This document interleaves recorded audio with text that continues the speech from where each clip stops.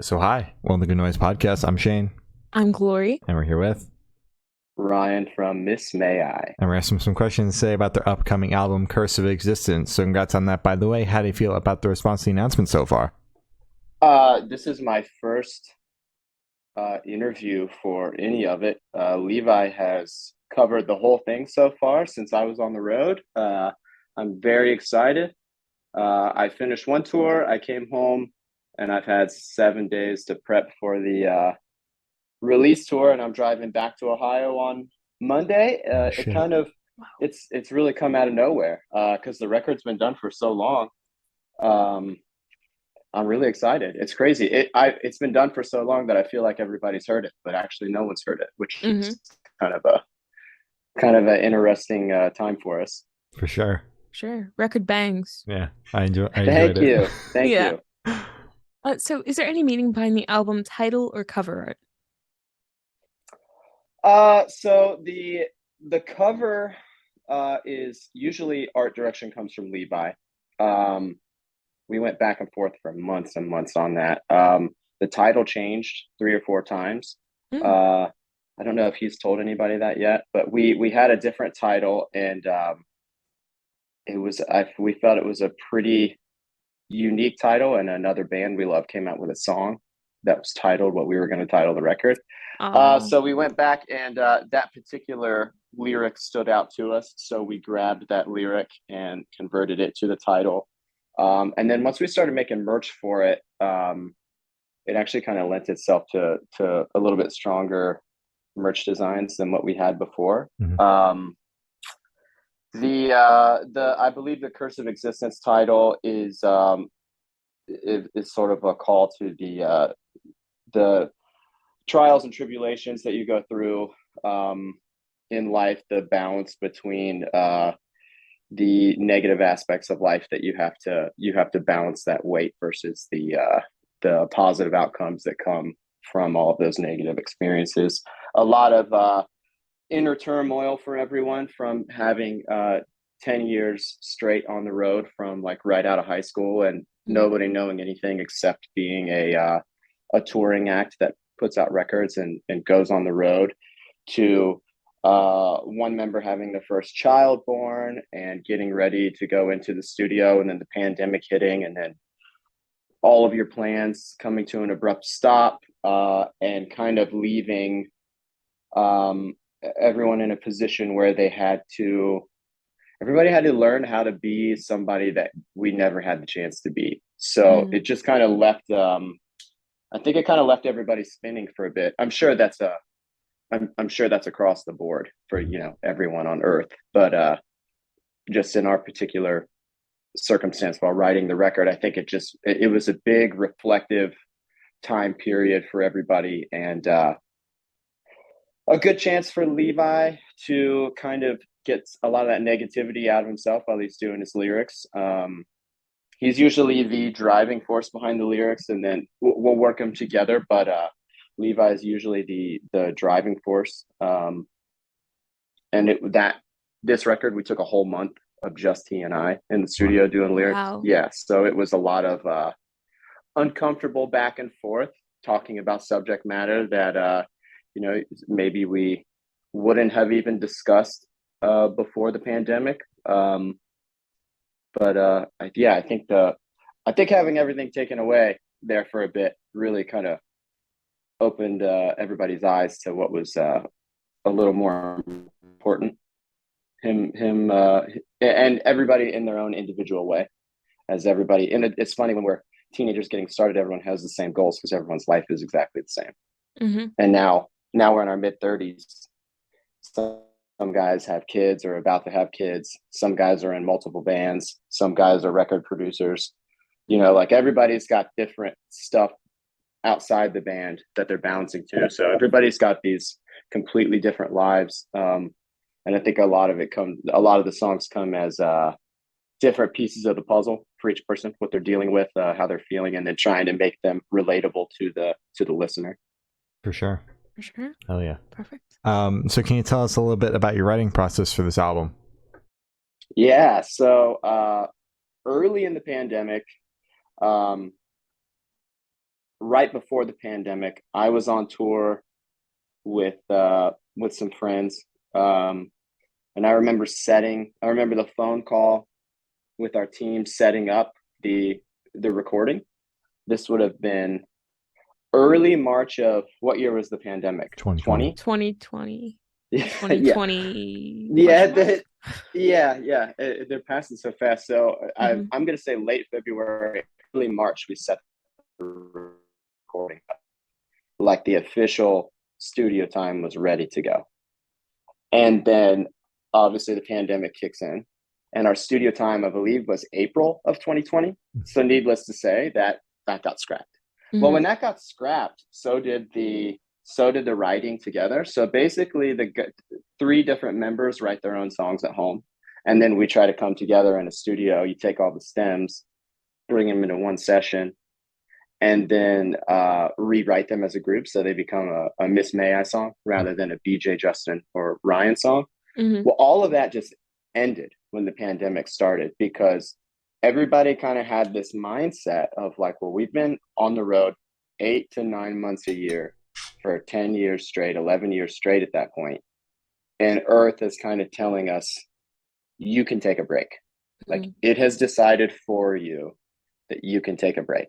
And so everybody just kind of started living their own life, just kind of doing their own thing. And it wasn't until the summer of 2020 when things finally started to, they hadn't really cooled down by that point yet, but you were able to like get into small groups a little easier. Sorry if you hear my dog over there scratching himself. So around summer of 2020, we were able to finally get together again. And we started doing the writing sessions. We did probably a month, maybe 2 times a week, where we would drive. We all lived really close to each other at that time, within an hour of each other. So we'd get together and we'd do like a 4-hour session where we'd bring someone's song in, and then we'd tear it apart and we'd rewrite it. And then we basically had 12 demos, I believe, when that process was done. So now we're 6 or 7 months into the writing, and we go into the real studio, still pandemic time. This is fall of 2020. Now we're in the studio with our 2 producers. We had Nick Sampson, who's worked on, 4 of our records. He's up in Michigan and has always been a part of the guitar end. And we met him like all the way back in 2010 with Sturgis. We've known him for years. But Will Putney is the lead producer on the record, and we've known Will since 2012 when we made At Heart. So we go through the process of making sure like we install protocol. We fly Will in from New Jersey. Everybody's staying in Airbnbs, no contact with the outside world except for like going to the studio. And then we took those 12 demos, and now we have the 2 producers in the room, and we ripped those songs apart and we rewrote them again with their input. And then we had the 12 instrumentals written and done. So from there, we just started tracking the instrumentals, and we ripped through the bass first, really. I mean, we were laying down rhythm guitar, but we did the bass first, specifically so I could fly to New Jersey with Levi.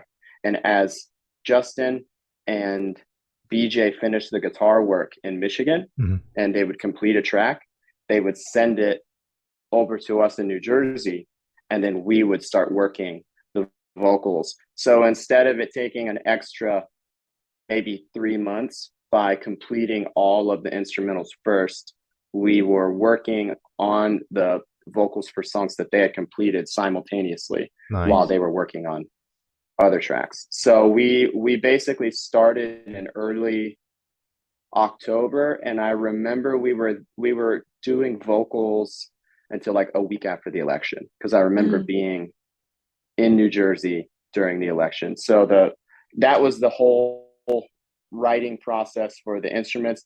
Vocals, it was Levi and Will and I, and we would basically sit in a room. We would write everything out together. We basically started with all the topics we wanted to talk about. What's too hot? What's not interesting to the other person? Mhm. So like if the topic doesn't speak to me, but he feels really strongly and he can write the whole thing, cool, and then vice versa. And then we would demo our own song on the same mic and same computer that Will was going to record us on, just badly because we don't know what we're doing. And then we'd be like, okay, Will, we're ready. And then Will would come back in and listen through, and then Will would help us pick it apart and like kind of mold it into the finished product. And then once we had that skeleton, then we did the real tracking of it. So we, like normal, we rewrote the songs probably 5-6 times. Yeah, I was gonna say. There's so much deconstructing in your process. Holy shit. Yeah, and I think the reason that we've learned that works for us is the record where we didn't do that. It was Rise of the Lion, and it's, in our opinion, as the musicians, it's our worst record, and it's because we were in a weird spot where we weren't communicating as people. Mm-hmm. And we just kind of made a vow after that record, that was 3 or 4 records ago, that we would fix that we would communicate and we would do everything together. And if that meant extra work of rewriting, then that's cool. And we would be open to the opinions of the people that we wanted to be working with us, like making sure that that our partners like Will were, if he says that he has an opinion on something, we need to hear him out and we need to understand why. We did a lot of like A and B too. Like Levi and I finished in October or November, whatever it was. And then we went back to Will's house in April. Oh. And we did did more. another week or 2 of vocals because Will was cool enough to sit on it over Christmas time. And then, you know, once we listened to some of them, we were like, I think we could do a better job. Like these are pretty cool, but I think we could do a better job. And then we went back with Will, and like that's where like Unconquered happened. Then Unconquered was a rewrite the second time. Holy shit. Free Fall was a Wow. rewrite the second time. Every song we've released as a single, the vocal and the final one came on the second full time that we recorded. So Wow. it took forever, and I think we're very fortunate that I don't know if that would have happened if it wasn't during the pandemic, because it was so difficult for people to get in that Mhm. there were more holes in people's schedule. Mhm. In a normal year, I mean, I can't imagine how busy Putney is now. Like, Oh yeah. Will's got to be slammed, you know, between touring and recording records. Like, I bet squeezing into Will's schedule now would be so much more difficult. So I don't know if we would have had that same luck that we did with him, like giving us that extra time. But If you guys did another session, it would have delayed the album by like a year, at least. yeah, and we barely got it done this time, you know, because then, I mean, you think we did some deconstructing on the songs, then it was artwork time and title time and song name time. Yeah. And then so like we'd be like, all right, we're done. And then, you know, in the group chat with management, it'd be like, you know, the title of this song, and what they're like, damn it, we just give us the album. Yeah. And we're like, no, don't send it yet. Don't send it yet. You're like, you're the management. Just write the fucking track list out for us. Like, why do we have to do it? Yeah, so we were the same. We were the same way. And kudos to our management team too for being as patient as they were, because you know, they're going through that as well, listening to, you know, they're like, are you sure? And we're like, we're sure this time. Like, no, we're not. They're like, you know, it takes like forever for vinyl to be made. So like, if we don't get it in by this date, we got to get it in. And we're like, right. Got to get it in. All right. And then we're like, missed another deadline. God. Oh yeah, my God. It was tough, but it worked. The other thing is we didn't want to not be able to play shows when it came out. We didn't want it to get lost in like the pandemic shuffle. Mhm. We wanted like when the songs were coming out, like Unconquered came out at the perfect time. Unconquered came out the first week into the All That Remains tour, which was our first tour back. Mhm. There he goes again, scratching. Hey, Can we meet him? I was gonna say. So, you want? Yeah, he will come up here. He will sit right beside me. It's probably like scratching. He knows if he annoys me enough that he'll get to come over here. So yeah, like it all even though it was kind of a pain in the neck to get it all sorted, schedule wise, it seems like it all kind of came together the way we had hoped.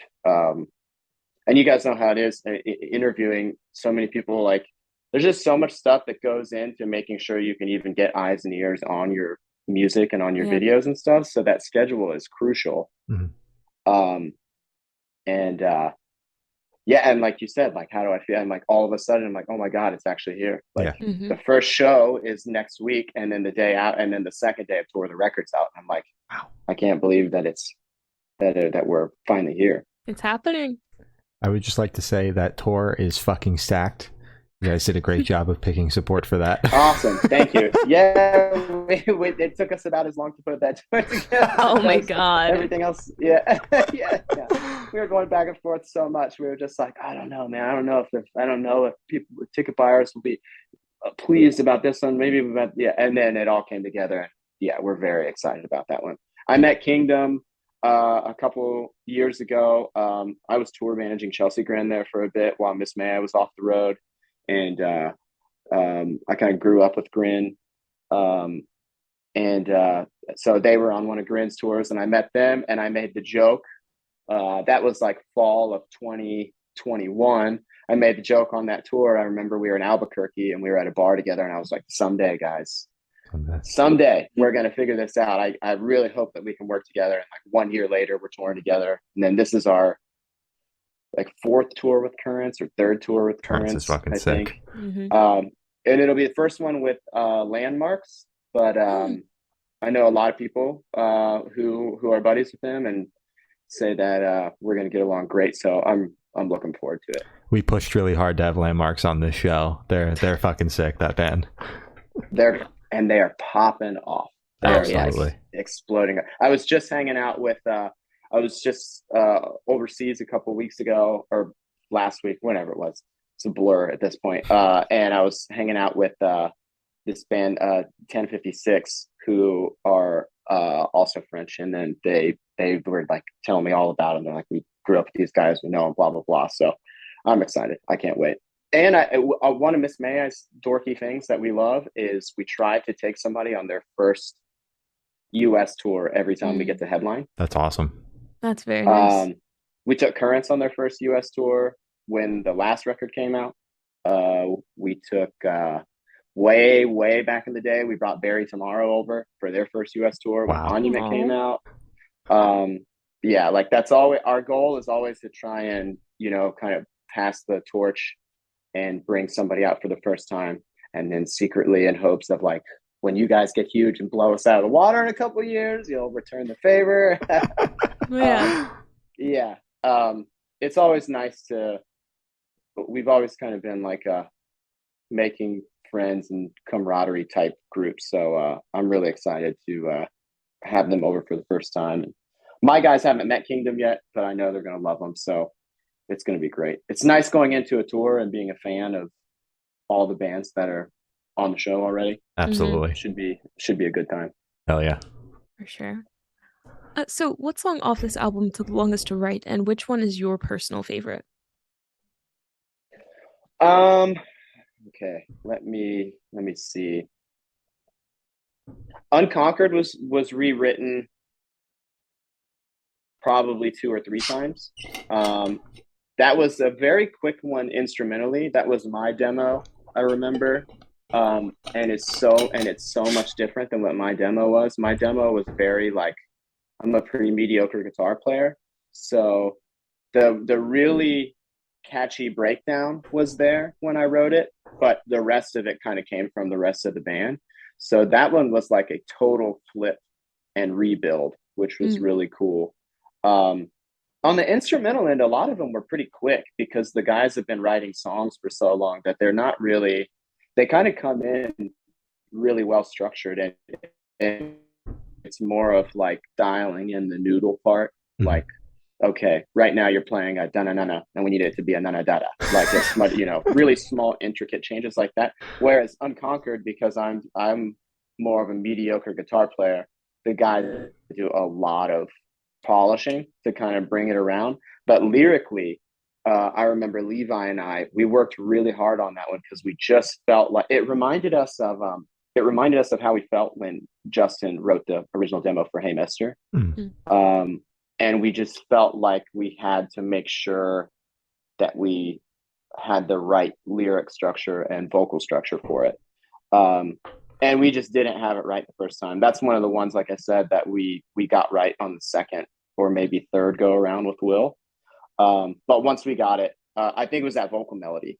The vocal melody is much simpler on this one than it was the first time. I have a bad habit of trying to get a little more flashy than I think I need to be. And I remember simplifying it greatly with Will.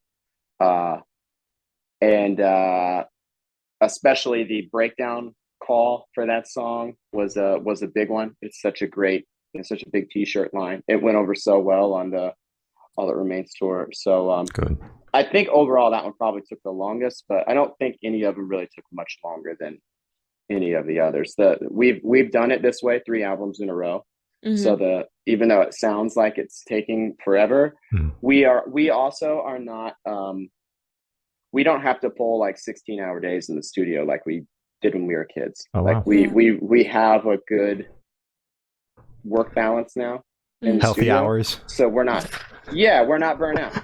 We're not burnt out when we're in there. We had an Airbnb that was like beautiful, that the 4 of us were staying at, and we were just it just felt like vacation. It was like, be at the studio at like 10 or 11, work until 7 or 8, and then go back to the B&B and hang out or go have dinner or whatever. Same with the vocals. Vocals was like, be ready to go around noon because you don't want to start too early because your voice will be, you have morning like froggy voice, but like, around noon, get rolling. And then the vocals were more of a later in the evening thing because that's when your voice kind of comes in like a show. But I think that was a nice part of it too.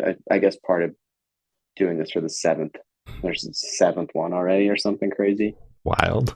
It's ridiculous. Yeah, it feels ridiculous. Yeah. So how'd the tracklist for the album come about? Did you guys write the opener be the opener, closer be a closer? Did you shuffle around, see what fits? What was that process like? Yeah, so that one I think that one took a lot more thought this time than it did last time because so much time has passed since Shadows Inside, and the way people are consuming music is different now. So when we released Monument, let's say, in 2010, everything was compact disc.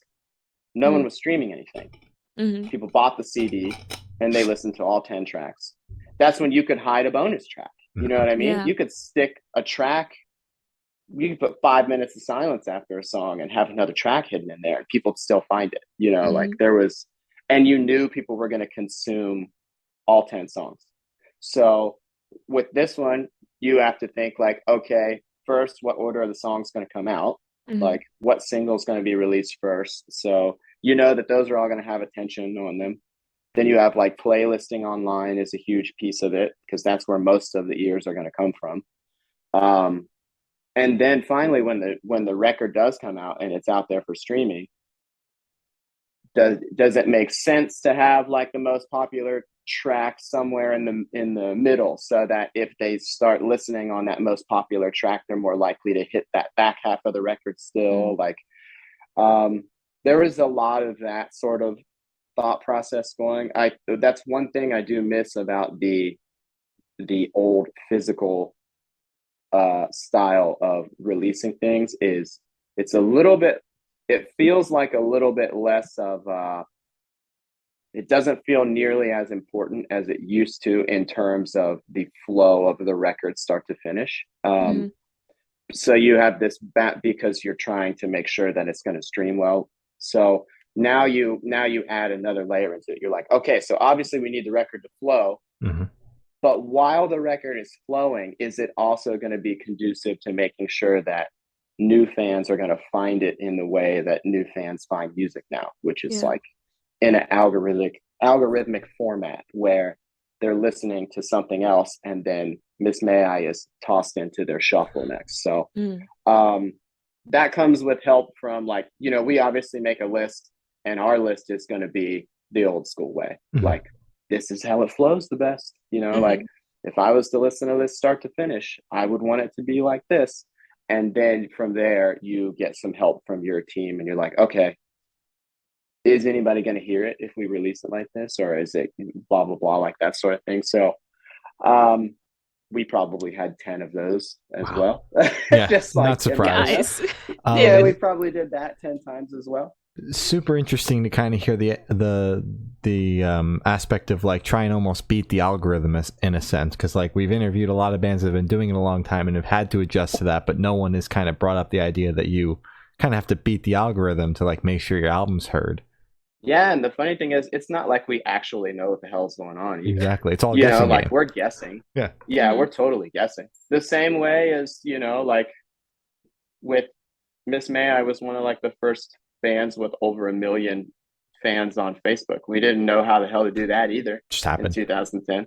It just happened. Yeah, and it's just like sometimes you just get it right, and then sometimes you don't. So one cool thing about our group is we're always willing to ask questions and try to get the help on that end, because in our eyes, the more fans that we can get on board, the more fun it's going to be for Mhm. everybody. Like if we're in a 500 cap club, we want 500 people there, because 500 people in a full room is more fun for everybody than 200 people in the room, Mhm. us included. So we just always want the most people listening as possible, and the way that happens is just not the same way that it used to be. Now on the touring end, which is my favorite end of the industry still, as the guy who literally never takes time off. Yeah, it sounds like you're everywhere all the time. Yeah. The touring end is exactly the same. The touring end is like, what band does it make sense for us to go on tour with, Mhm. whose fans are likely to also enjoy us by listening to us live. And so that's the part, to me, I think that's probably why I love it so much, is because it still makes the most sense to me of anything in the industry. As the rest of the industry sails past me, and like I can't keep track of what's going on, at least the live end, I'm like, I know how to sing the songs. So that part makes the most sense to me. And it's like the only old school part of the industry that is like still relevant. Like you can still go to a show and discover new bands, but it's like happens every day. Yeah, exactly. Happens every day. Yeah. It happens to me. Sure. Like this is how I can't keep up with how many cool bands there are anymore. Mhm. I find bands more often on the road than I will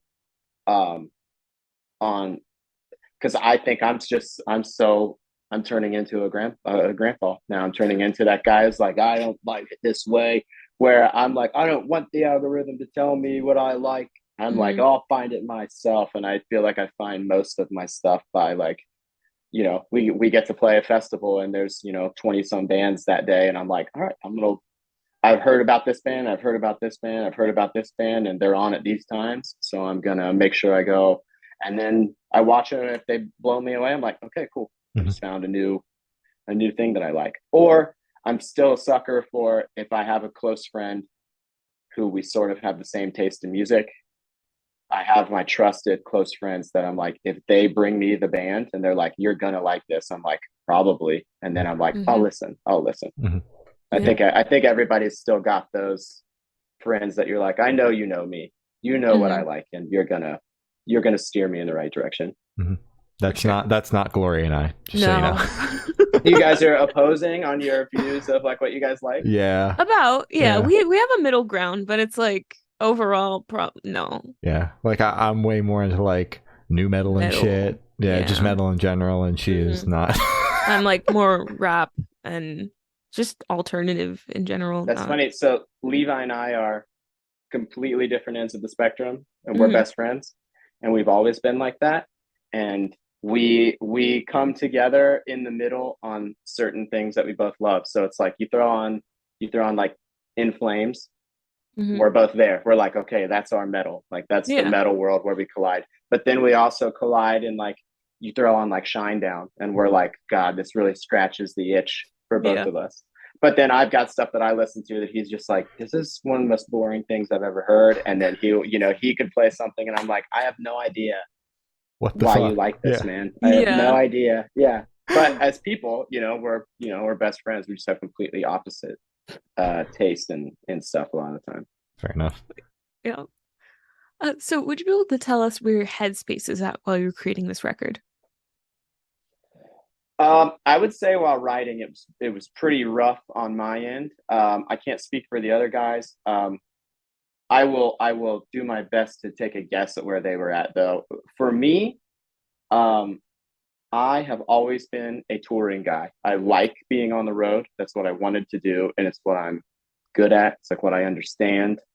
When my girlfriend and I moved in together, she had to work my goofy touring habits out of me. Like, she had to teach me stuff like, you can have like more than one toothbrush. Like, you don't have to live out of your travel bag. Yeah. Like, you can have more than one towel. You Yeah. can unpack your suitcase. Like, You're gonna be I home for a just week, dude. Like, yeah, unpack. I'm almost like Calm down. institutionalized to touring. Mhm. And so the band had already backed its touring schedule off. I know it's hard to remember that far back, but we did an anniversary tour at the end of during the summer of 19, and until the All That Remains tour, that was the last tour we did. Mm. We did a 10-year anniversary tour for Monument, and then Levi had a kid, and we planned on being off. Like, we were like, cool, that was August, and he was going to have his baby soon after, and then we were going to go to the studio in April. Mm-hmm. Well, I didn't like the off time. I didn't know what to do with that. So my headspace was to go. I was like, well, if I can't play for someone, I know I've always been like the tour organizer for us. I'm usually our tour manager and the logistics guy. So I was like, well, I'll just go do that for somebody else. So I had started working for Grin, which was a blast for me. I was really thankful for them for like bringing me out, giving me the chance to work with somebody new. And that lasted for me. Like, I was on tour with Grin when the pandemic started. I got sent home from a Fit for a King Chelsea Grin tour. Oh, shit. And the other guys had kind of been trying to find out what else they like outside of touring. They'd been taking that time off and figuring out what else they would like to do in life. I mean, because I'm a little older than them. I'm 34 now, and I think everybody else is probably between 31 and 32, maybe 30 and 31. And they started touring like 6 days after high school, but I was already 21 on the first tour and had already been touring for a year before then. So I'm like in it. Yeah. And I don't know how to do anything else. So they were kind of figuring out how to do other things. And I think when the mandatory time off came, it didn't really hurt us because we didn't have any touring on the books or anything. But for me, it hit me like a ton of bricks. I was just like, you mean to tell me that I figured out how to stay on the road without my band and be in a position where when my band was ready to go back on the road, I can immediately pivot and go back on the road with them. But now Earth is telling me that is illegal, and I'm a people guy too. Like, I need to be around people all the time, and I'm also not allowed to be around people. I can't even bartend if I want to. I can't even like cheat and go adjacent industry and just like go hang out with people in like a realm like that. Like, it was very, very, very difficult for me. And I had a lot of trouble with how easy it seemed for the other guys. Because the other guys, like Levi's like, oh, I get to hang out with my new daughter. I get to hang out with my wife.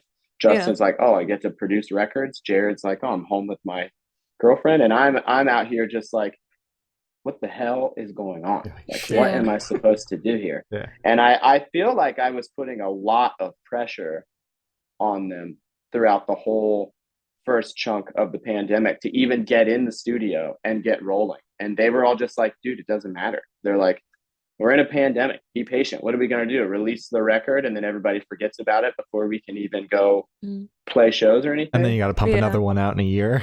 Yeah. And as you have heard, it takes for freaking ever for us to do it. Yes. So, so my headspace sucked. I feel like I was a pretty unenjoyable person to deal with throughout this whole time. But I think everybody probably found a couple positives during the pandemic. The biggest one for me is I met my girlfriend, we just like bought our first house together and congrats. everything, and like Congratulations. that's nice. And without that, that's where my balance outside of the band world started to come in, you know. And it was like, okay, this is nice. I have a reason to be home now. This is pretty cool. I also, since I never found any other type of work, I also had to step into the workforce, which was new, which was totally new for me. Yeah. So I, you know, very strange time for me to like figure out what my place was in society, while we waited like almost 9 months for us to be able to like actually go into the studio. And then by the time we got to the studio, it was just, I remember going to Michigan and it was like celebration time, you know. It was like we got to that Airbnb and it was like every day for the next 30 days to 90 days, whatever it was, I get to do music again. I'm not playing shows yet, but every single day, all I have to think about is like music with my friends again. So I think up until we got to the record, really negative on my end and pretty positive on the other guys. But then when we got to the lyrics section, that's when you really bring the negativity out. So then you have somebody like Levi, who's Mr. Positive, who will keep the positive facade up at all times because he is a very, very positive man.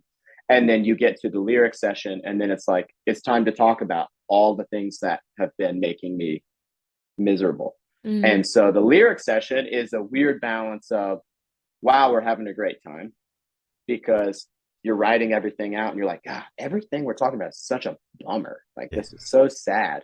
But then performing all of the stuff you write, it's like a video game. You know, you're stepping up to the mic and you're like, okay, I think I want to do it this way. And then you do it and you're like, oh my God. And then you finish the song and then you listen back to it. So it's like it's kind of a roller coaster, I guess, you know. And we were still deep pandemic too. So it's like, as we're doing all this, I remember the vocal sessions, I did not see, because of where Will was located, I did not see like any other part of society except for 2 times the whole time we were there to go get groceries. We were in his house, quarantined. So the only people I saw were Will, his wife, a couple other engineers that were on the team, and Levi. Holy shit. And the same thing in the Michigan studio. It's the 4 guys recording. As I'm talking about this, I haven't had to talk about this with anybody. It kind of dawns on me how big of a roller coaster the whole thing actually was. Because it was never, none of them have ever been like that.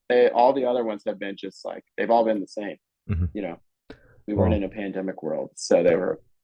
Hopefully the next record, you know, isn't also in a pandemic. You know, you can. Or maybe we just need this much turmoil because the record turned out great. So true. Maybe the turmoil is the secret sauce, you know? Yeah. Or maybe it was that. Or maybe it was that time off. That too. Yeah. Or maybe it was that damn time off. Yeah. So how do you recommend your fans to listen to this album for the first time? Should they do it in the car with friends, in the dark with headphones on? Is it a workout album, party album? What do you personally recommend? Oh, that's a cool question. Thank you. That's a cool question. I remember the first time I listened to it, I made my girlfriend and I each grabbed a drink. That was one of my pandemic skills that I picked up, like just making great cocktails at home. I think about 90% of society picked up some cocktail skill there at the beginning of the pandemic. And I set everything up on my studio monitors, and then we each just had a couple drinks and just blasted the thing. I think for metalheads, it's a big guitar record. It's got a lot of melody with the guitar. So I think if you've got some metalhead buddies, I think it's a great group listen. It's very fast paced. We completely, there's no slow songs like we kind of do. It's a very fast paced, aggressive record, probably the most aggressive that we've done in a long time. I think that comes from the pandemic attitude. So to me, it's like a group headbang thrasher kind of record. I like to imagine it being one of those records where if people are coming to this Curse of Existence tour, that they're listening to it on the way to the Curse of Existence tour excitedly, or in the parking lot together, even though they're about to listen to it live anyway. Like I like to think of it as like a. I hope that it's a group. I hope that it's like a bringing the friendship together kind of record. And then after they hear songs off the record live, you want them to leave with a bang over. Yes, because I sure will have one. Oh, yes. Yeah, I blew my neck out in Dublin a few weeks ago, and I didn't feel like I was even doing anything. Like I've just reached that point from years of touring where I feel like I sneeze wrong and I get a bang over now. So I promise everybody coming to the shows that I will also be in pain. Yeah, that's what I always kind of like. My neck hurts after going to one metal show. It hurts for like fucking 4 days. And then the guys up on stage, they're doing it every night. God. Like, are you guys just constantly in pain then? Oh, yeah, man. Oh, yeah. I'm in pain all the time. Like, just, and I'm in good shape compared to a lot of my friends. You know, like I was just out with, I won't name who it was because I don't know if he wants the public to know, but there was one friend who had like a sciatic nerve issue on the last tour. Oh wow. And I ran into him at a festival, and you watch him play, and for that 30 to 45 minutes that he's playing, you're like, my God, you're a god. You're just absolutely killing. And immediately after the show, he could barely walk. Wow. You know, like just absolutely destroyed. I think it's more common than people would think. It's a pretty brutal thing, and I think a lot of us are probably in for being more injured at the beginning of us coming back on the road from not doing it for a bit, and then being too excited and going a little too hard. Yeah. Someone's gonna wind up in a neck brace on this tour. Yeah. I was laying on the bus with a neck pillow, like my airline neck pillow, like it was a neck brace. I was just like, maybe this will. It didn't do anything, but I was in my stupid brain. I was like, maybe this will help me. Fair enough. It was an attempt, you know? Yeah. Showing some effort. Exactly. So this one should be super, super quick. Off the top of your head, I want you to describe this album for new listeners in 3 words. No more, no less. No more, no less. Aggressively guitar driven. Oh, that's good. That was quick, and that was good. Thank you. Good job. Yeah. Nice job, BJ and Justin. Oh, yeah. Shining on the guitar. So in that same train of thought, is there a certain feeling or emotion you want listeners to have while going through the album? I think it depends what you're listening for. I think the fans listening to the instruments are just going to be thrilled with what I hope they see as a return to form kind of thing. I think the reviews on Shadows Inside were really positive, as people were excited about the direction we were going, but they really loved the melody on the last one, and they loved the songwriting, but I think they were hoping for a little bit more of the previous aggression that we had. And instrumentally, I really think we found that. And so I'm hoping that people I want people to feel like they're sprinting downhill when they listen to the instruments. Like I that's my favorite part about all of these like reacts videos that are popular now, is I can physically see how people are feeling about the songs. Lyrically, I feel like they're going to be more connected to how Levi is feeling, and to it's a little bit more open of a record for him than I think he's ever done. And so I think that I hope that they see. He's always been a really, I mean, this is a weird way to put this. He's always been a really human figure, you know, like he's just very honest with the character you see online is him in real life. He really is that nice and that kind of a guy. That's good. And I think he really spoke about a lot of topics that were close to him this time that he probably wouldn't have before. And so I hope that they feel like even more of like a closeness and a warmth around the content on the lyric end.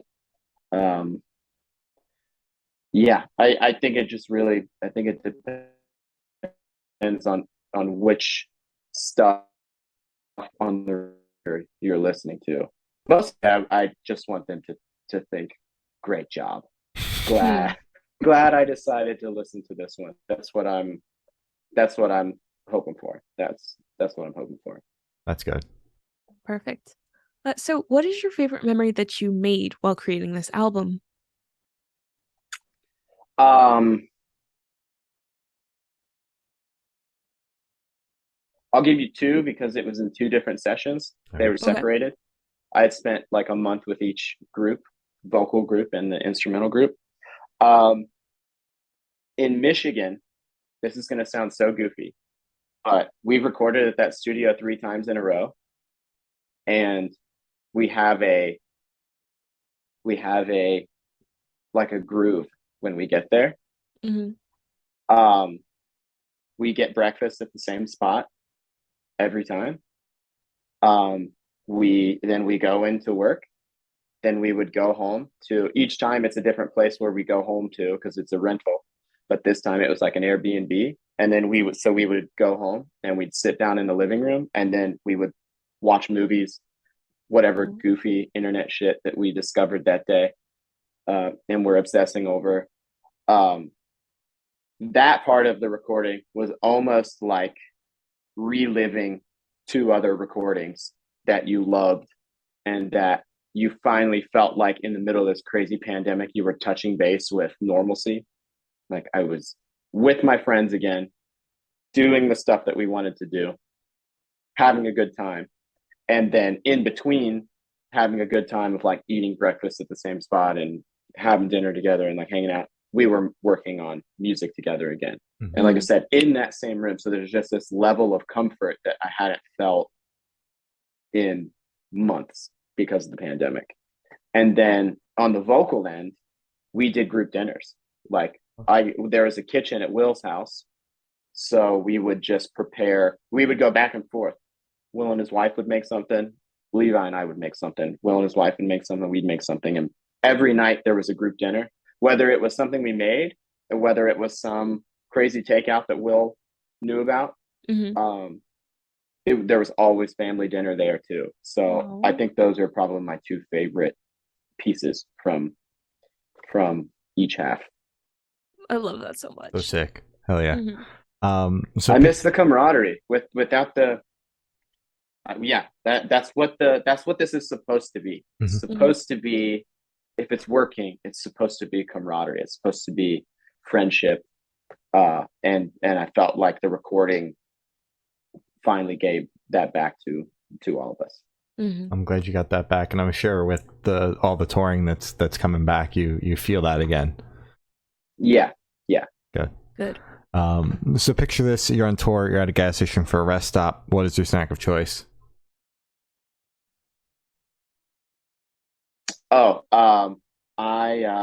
I'm such a sugar fiend. My favorite drink is Snapple Apple. Now it's in plastic bottles, which I don't like. It used to be in glass bottles, which made it feel so much more fancy. Mm-hmm. It felt so much more fancy with the glass bottle, and you don't get that. Remember when you could take the top off? Oh, and that pop. That's gone. Yeah, they ruined that. Now it's like a crack. It's like that. Yeah. It's like, and it's a gross, squishy plastic bottle. Mm-hmm. I don't even want it anymore. Yeah. I can't tell you the last time I drank one, actually. The glass bottle was... the Nantucket Nectar is still in a glass bottle, though, and it has the snap. The pop. And that's that juice that they sell at Chipotle. So... So that one's good. And then candy, I would get Wild Berry Skittles. Mm. And then if I go candy bar route, I get a boring old Payday. Oh, Payday. I like the combination of the salt and the sweet at the same time. For sure. Perfect. So on the topic of food, if the band was a dish, what dish would the band be and why? We'd be Chipotle There you because go. it's the only damn thing we eat. All right. Fair Yeah. enough. A When we're on the burrito, road bowl, together, taco. Oh. I think we're bowl people Mhm. because you can turn the bowl into multiple meals with the secret tortilla on the side trick. Mm-hmm. You just pack that bowl full of as much crap as you can get them to put in there, and then get some tortillas, and then you can just eat it all day. Our front of house guy started with us last tour, and it drove him crazy because he was like, "Can we please just? There's so many restaurants. Can we eat somewhere else, please?" Nah. We're like, "No, no, no, no, no, no, no. Look, no, No, dude. no, we're not. We eat we We're eat not doing high that. class here. We don't do that fast It's food shit. consistent. We do It is exactly Chipotle. the same. It's exactly the same every single time you eat it, which is exactly what you want on the road. You just want that comfort. You're Mhm. like, I know this is what I'm getting. Nothing is normal out here. Everything is different every day. You know Mhm. what's the same? Chicken at Chipotle. Same every Yeah. time. True. Yeah. True. So for the last couple questions, we're going to shift completely away from music and go straight to death row. Boom. So if you're on death row, what would your last meal be with a drink? Is the drink alcoholic or is the drink normal? It It can doesn't be. have to be. If the drink is alcoholic, I would like a whiskey sour Mhm. with the egg. I want the foam. Oh, okay. If it's non-alcoholic, man, I'm just thinking about Snapple Apple now. Apple in the glass. In the glass, yeah. I love Coke Heavy though, like a traditional McDonald's Coke. Ooh, not McDonald's Coke. Sprite? So I like them both, but they're just not the same. They're not the same. McDonald's Coke is definitely my go-to. Mhm. I do love McDonald's Sprite. It's a crispy treat as well. And then yeah, honestly, I'd probably you guys are gonna ask about this, but I would say I would eat a Big Mac and large fry from McDonald's. And I know that seems crazy because it's like Yeah. such a low class, like cheap meal, but it just is the most comforting thing on earth to me. And if I'm about to die, I want to eat something that's going to make me comfortable. So Okay. I've I'll got give a it real that. reputation for the other guys I've been touring with affectionately call me McNeff.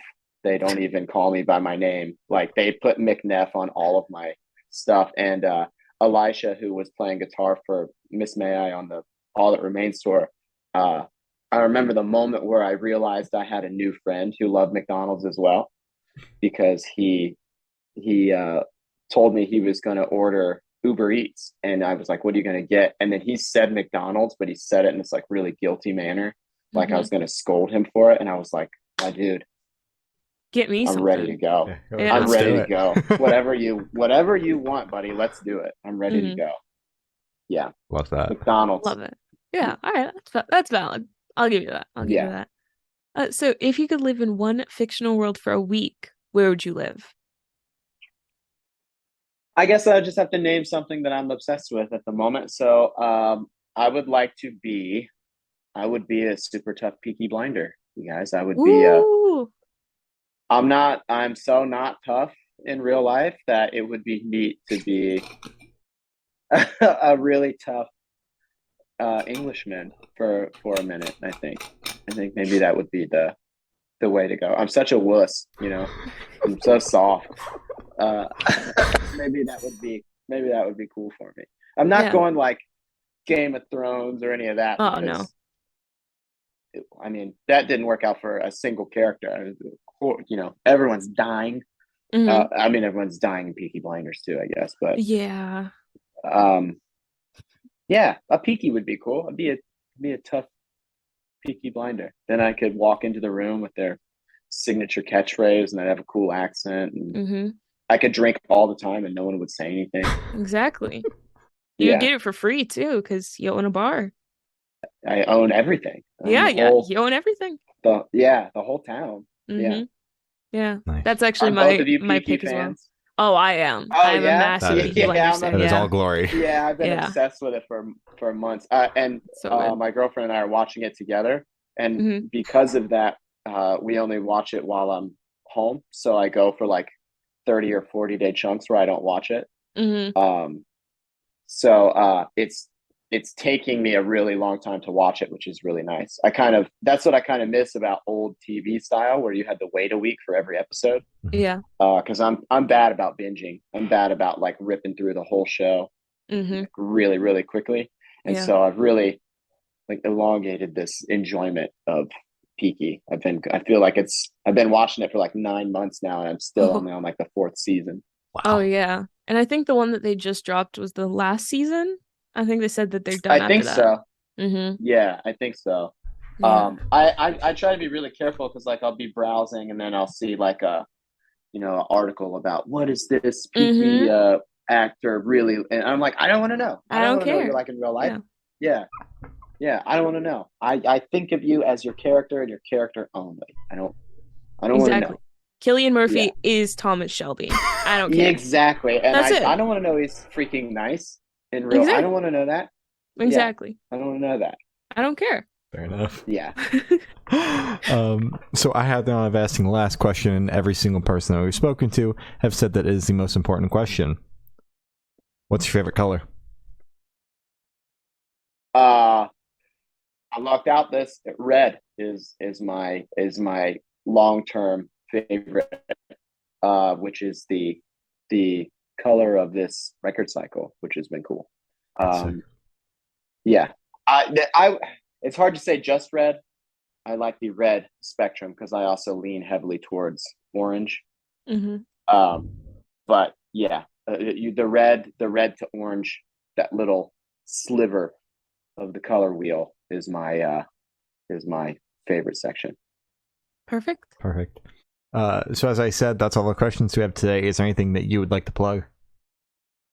Yeah, Curse of Existence is out September 2nd. Technically, the tour starts the day before. Going all over the U.S. You can go to missmanmusic.com.